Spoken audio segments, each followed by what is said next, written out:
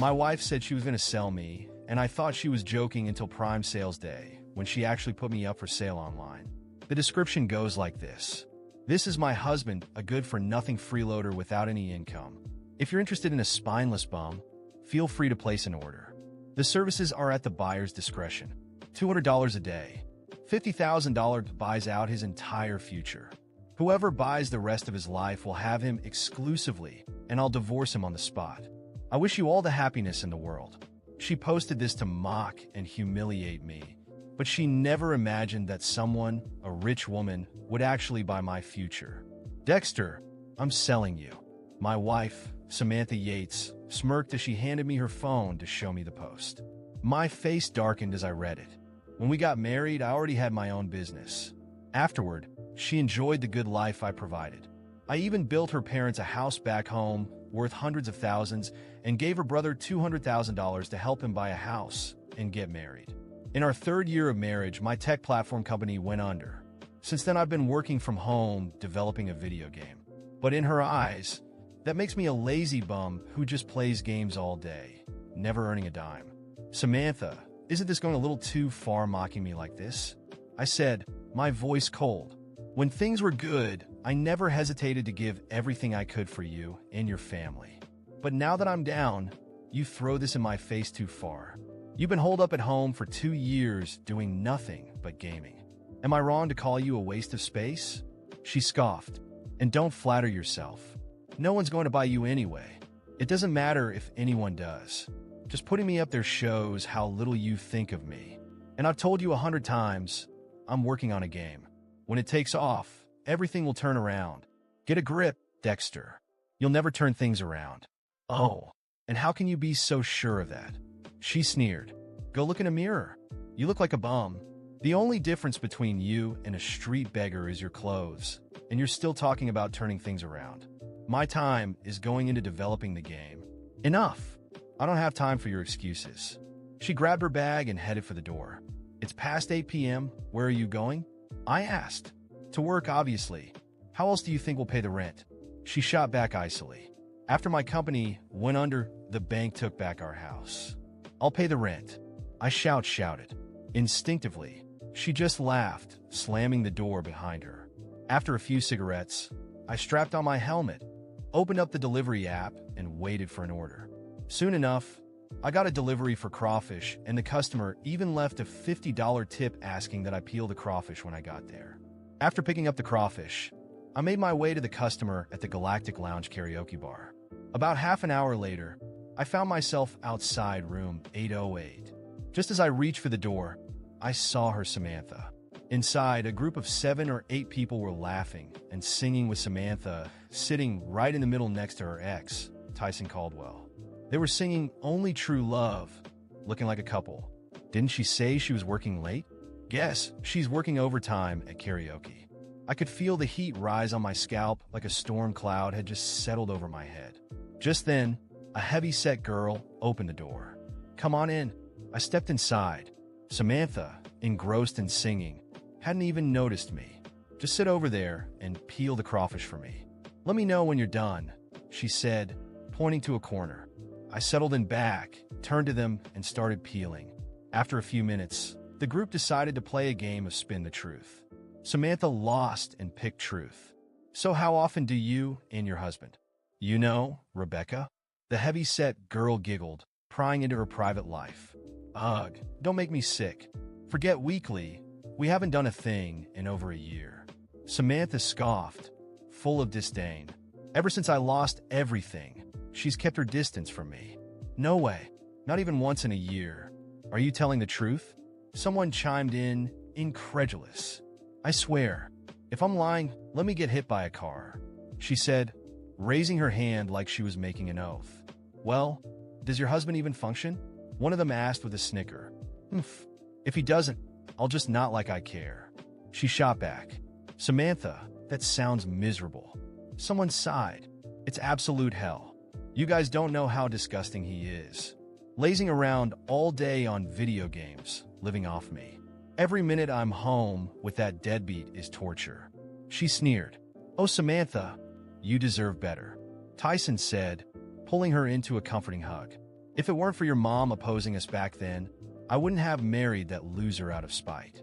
Samantha sniffled, clinging to him with tears streaming down her face. Samantha, I let you down. Don't cry. It hurts me even more to see you like this, he said softly, brushing her tears away.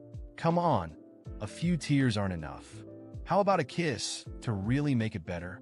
Yeah, kiss to rekindle those old flames. The others cheered. I stole a glance at them, and fury burned in every cell of my body. They stared deeply into each other's eyes, Samantha shyly biting her lip before closing her eyes and tilting her head up. What's wrong with you? Why would you just start hitting people? Samantha snapped at me, her tone icy. What's wrong with me? I shook with rage, clenching my jaw. My head is practically drowning in storm clouds, and I'm just supposed to sit back and take it? Tell me where you see any infidelity here, Samantha said, deflecting. Oh, please. You were about to kiss him, and you're still denying it. So what if we kiss? Are you going to lose some imaginary pride over it? If I'm shameless, who's to blame? You? You live like a spineless loser, like some maggot in a sewer. Disgusting and worthless. She spat. My chest felt like it was going to explode. If you can't make Samantha happy, maybe you should take the high road and set her free, Rebecca suggested smugly. Right. Know your place. Samantha was the campus queen in college. And just look at her. Still gorgeous. Look at you now, a lowly delivery guy. How much do you even make a day? Another girl added, scoffing. Turns out these were all Samantha's college friends. Go take a long look in the mirror. After what I witnessed that night, the rage consuming me was indescribable. My head boiled as I left that karaoke bar, leaving the peeled crawfish on the table, just as she had ordered, but not without casting one final look at Samantha. She barely noticed my exit, too busy laughing and being comforted by her ex-boyfriend, Tyson. The mere thought of his name made my stomach churn. On the way back home, her words echoed relentlessly in my mind. Disgusting and worthless. That's how she saw me. Nothing more than a dead weight, a beggar in better clothes. And the worst part was the smug look on her face, as if I was powerless to fight back, as if it was my destiny to endure all of it. When I got home, I sat on the couch for hours, staring at the wall. My life wasn't just a failure in her eyes. It was as though I didn't even have the right to try and make things better. I could have exploded in that karaoke room, shouted, fought back, but no. I wouldn't give her and that group of parasites the satisfaction of seeing me lose control. She thought I was weak? Well, Samantha was about to find out who the real weak one was. I spent the entire night planning. The next day, while Samantha was still asleep, I reviewed every document and contract proving the money I had poured into her family. That house I built for her parents, it was in my name. The loan I gave her brother, not a cent had been paid back. Every detail was documented, and I knew exactly how to use it. When she woke up, acting as if nothing had happened, my mind was made up. She tried to ignore me while preparing coffee, but I interrupted her. Samantha, we need to talk. She gave me a bored look, as if already expecting another pathetic attempt from me. What is it now, Dexter?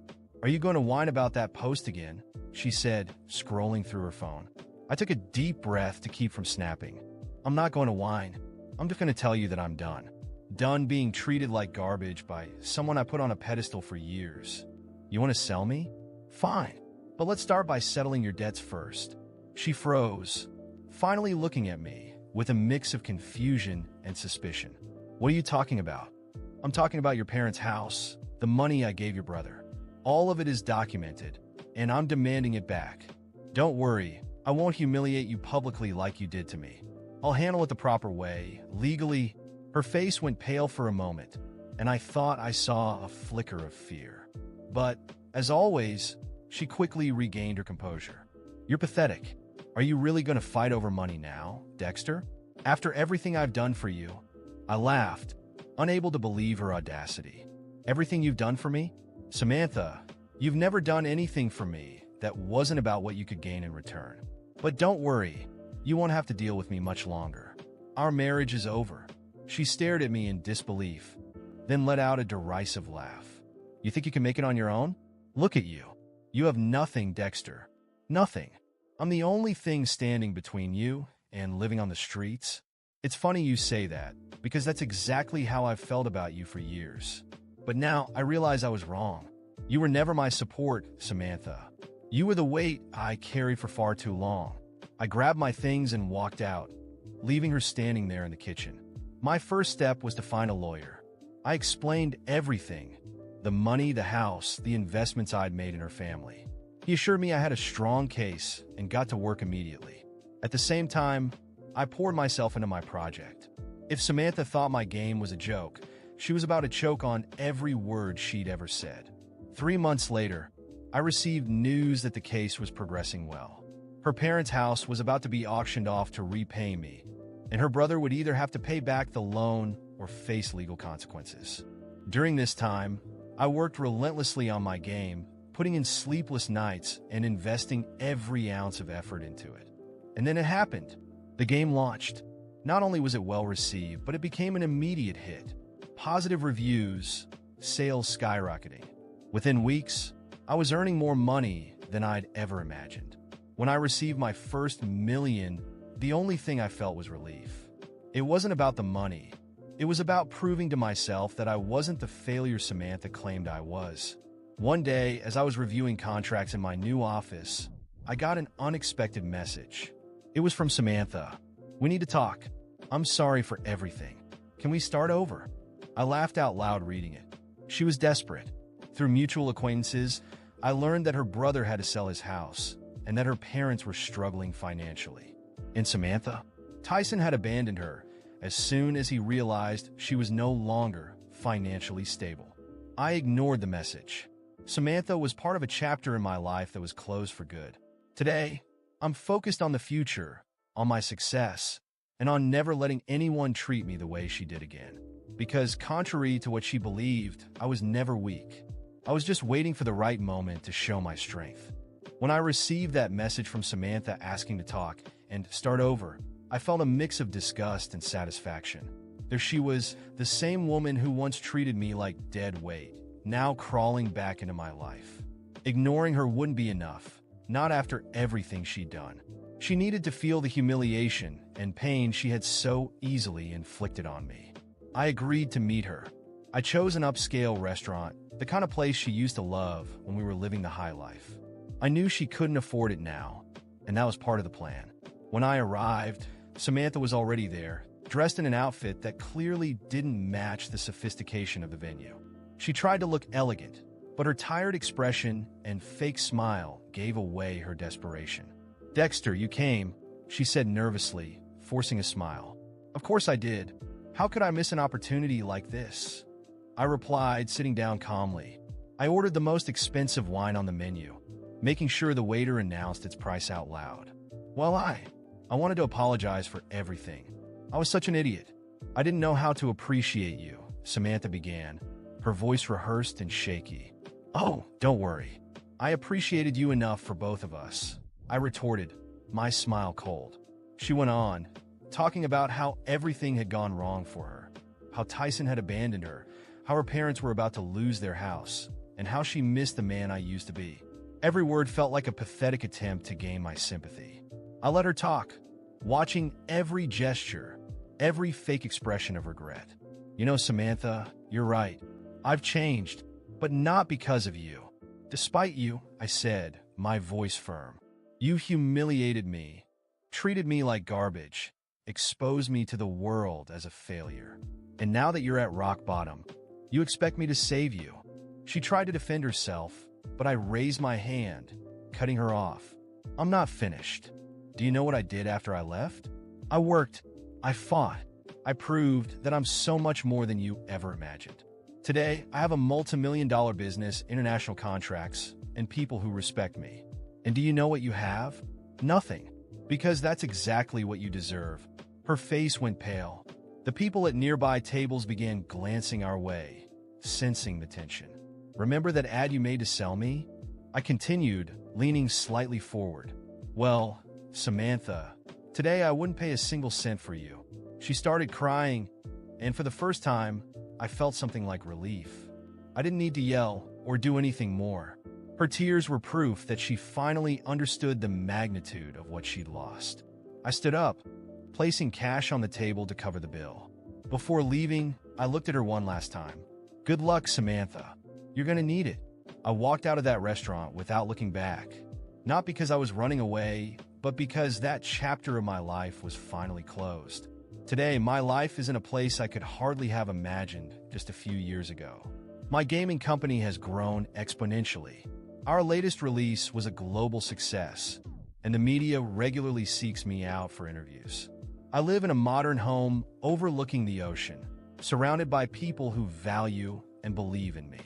I've also started investing in social projects, helping young developers break into the tech industry. It's incredibly fulfilling to know that many of them have gone on to achieve their own dreams, and I'm proud to have been part of their journey. As for Samantha, I've heard she's staying with a friend, living off their charity. Her parents lost their house, and her brother failed to repay his debts. Tyson disappeared from her life, along with all the so-called friends she once held in such high regard. I should feel pity, but I don't. Every tear, every hardship she faces is a reflection of the choices she made. My greatest revenge wasn't humiliating her in that restaurant.